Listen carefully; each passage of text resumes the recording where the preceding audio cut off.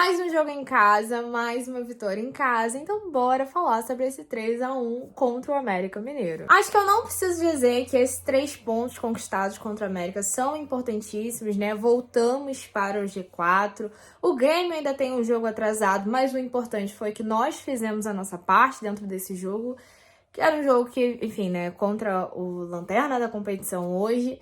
Então também o Fluminense não poderia dar muito mole. Temos coisas positivas para se destacar nessa partida e coisas negativas. O Fluminense fez uma boa partida com alguns erros defensivos. O principal, o erro de saída de bola do Fábio, que só não gera um gol por conta do erro, da falha adversária mesmo ali na hora de finalizar. Mas que tinha tudo para ser um gol. Então assim, teve alguns problemas defensivos, mas atacou o adversário ali no primeiro tempo, apesar de ainda achar que esse time titular tem deixado um pouco a desejar. Sobre o primeiro tempo, vale também a gente mencionar a preocupação com o Marcelo, que sai com 11 minutos, assim, acho que foi um espanto geral quando o Marcelo sai.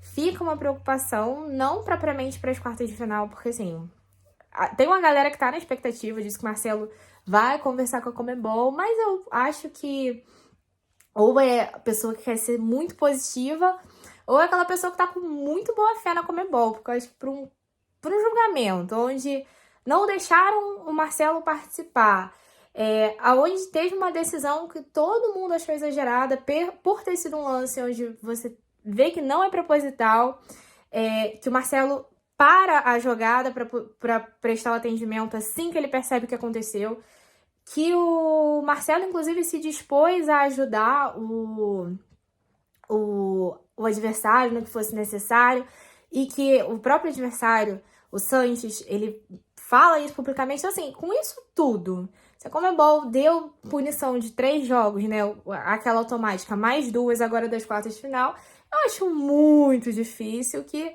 na semana do jogo, do primeiro jogo, eles mudem de decisão, por melhor que seja o poder de persuasão do Marcelo e dos advogados dele. Né? Eu acho que a Conmebol deixou muito claro o que ela queria com esse julgamento, dessa forma. Então, eu acho muito difícil a gente ser uma preocupação para as quartas, mas é uma preocupação, né, pelo nosso jogador. E aí, uma coisa que acho positiva no Diniz, nesse caso, né? O Diniz mexe no time no intervalo.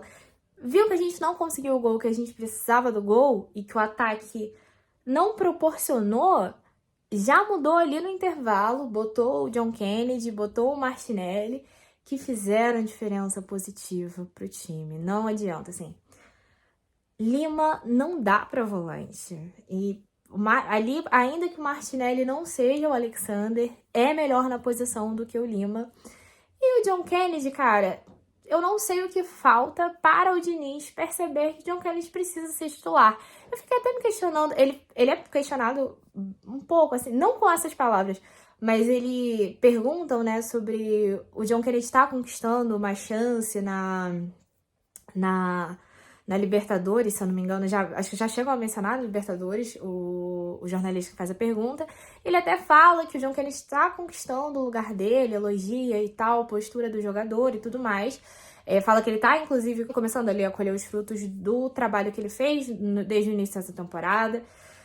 Mas, né, a gente não tem uma certeza, e eu me questiono, porque eu cheguei até a me perguntar assim, poxa, mas será que ele tá colocando o John Kennedy no segundo tempo? Porque é melhor ele entrar sem ter a preocupação de... Você sabe, se entrar mais relaxado, entrar quando o jogo já tá ganho, mas o Fluminense tá com muita dificuldade de corresponder logo de cara, de já fazer um gol logo de cara. Então, assim, ele tá entrando, na verdade, geral, numa situação muito mais complicada, que é você ou fazer o resultado no segundo tempo ou virar o jogo no segundo tempo. Então, confesso que ainda acho muito estranho, assim, acho que o John Kennedy tem mostrado que ele tá pra ser titular, e aí, vamos, assim, o melhor, tendo o time montado da maneira como é, o melhor lugar ali pra ele é no lugar do Keno, porque acho que não tem argumentos pra você tirar John Ares e Cano de dentro do campo. Então, assim, olha, excelente se você tem um Keno pra entrar no segundo tempo. Eu acho excelente você ter o Keno pra entrar no segundo tempo, tendo o John Kennedy ali no primeiro. Então, a gente não sabe quando o seu Diniz vai realmente fazer essa mudança, mas eu acho essa mudança importantíssima. Cada jogo que passa, o Fluminense tem mostrado que Martinelli e John Kennedy dentro de campo têm correspondido melhor do que o time titular montado. Outra coisa positiva desse jogo, né? O Fluminense, a gente vinha falando muito que sofria o gol e tinha uma dificuldade para reagir. E dessa vez conseguiu reagir muito, muito de cara. O John Kennedy faz o gol que dá o empate. Depois vem gol do Cano no final. Vem um gol do Arias, golaço, que inclusive eu tava muito próxima, que eu tava ali na leste inferior. Foi um golaço mesmo. E então tem isso de positivo. Claro, não pode ser apagado. O Fluminense estava disputando contra a pior campanha do campeonato. O América hoje é um time que tá vivo e tá competindo na Sul-Americana, mas em termos de número faz uma campanha péssima. O América hoje no Campeonato Brasileiro tem 20 gols marcados, tem 44 gols sofridos. Ele marcou mais do que o Vasco, por exemplo, que marcou 15. Ele tá igual ali ao Curitiba, mas assim, sofre muitos gols. Então a gente também não pode esquecer que a boa partida do Fluminense, ela era uma obrigação contra o América. Com todo respeito ao América, pelo que o América vem apresentando no Campeonato Brasileiro, não era um adversário que de fato mostrava muito perigo. Por mais que tenha atacado, por mais que tenha feito gol, por mais que tenha tido algumas chances, não era um adversário que demonstrava muito perigo pro Fluminense, que não vem demonstrando muito perigo para os adversários dentro do Campeonato Brasileiro. Vou falar sobre o Diogo Barbosa, porque eu fiz um comentário nos stories durante o jogo. Até teve um amigo que falou assim, Júlia, você tem um problema com o Diogo Barbosa. Mas, tipo assim, não é um problema. Tem pontos positivos que eu vou falar desse jogo e preocupação. O Diogo Barbosa, ele se apresenta muito bem no ataque nesse jogo. E, assim, eu posso falar que eu tava ali muito próximo à mureta, na leste inferior. Então, tipo assim, o ataque do segundo tempo, ele tava do meu lado, acontecendo do meu lado. E ele se mostra muito bem no ataque. Parece um ponta. Na real, parece um ponta. Qual é a minha preocupação? Falha na defesa. Tem um lance que é um pouquinho... Assim, pouquíssimo tempo antes do gol do John Kennedy sair, em que ele tá ali se apresentando no ataque, completamente no ataque.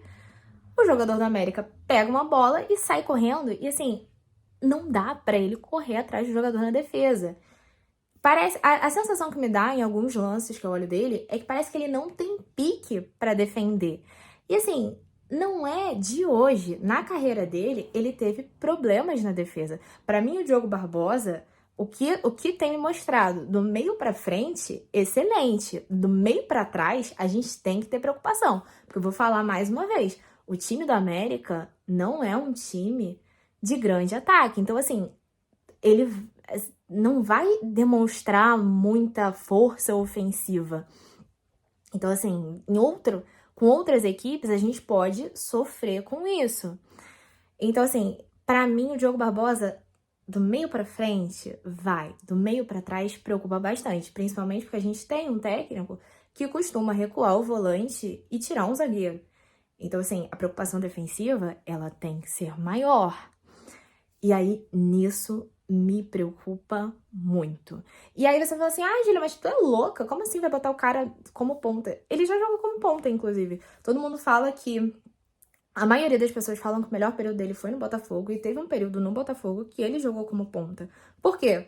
Porque ele era bom no ataque e deixava falha na defesa. Então, assim, não é novidade, mas esse fica o meu comentário. Ele se mostrou muito bem no ataque, mas percebam o Diogo Barbosa na defesa, porque é preocupação, sim. No geral, 3 pontos importantíssimos, jogo com resultado importante para deixar a torcida bem animada para quinta-feira, deixar o time bem animado. Espero que o Diniz tenha aprendido com, assim, coisas que podem melhorar mesmo para essa partida, até porque a gente começa a jogar o primeiro jogo das quartas em casa, o segundo jogo é fora, então a gente tem sempre essa preocupação, decidir fora.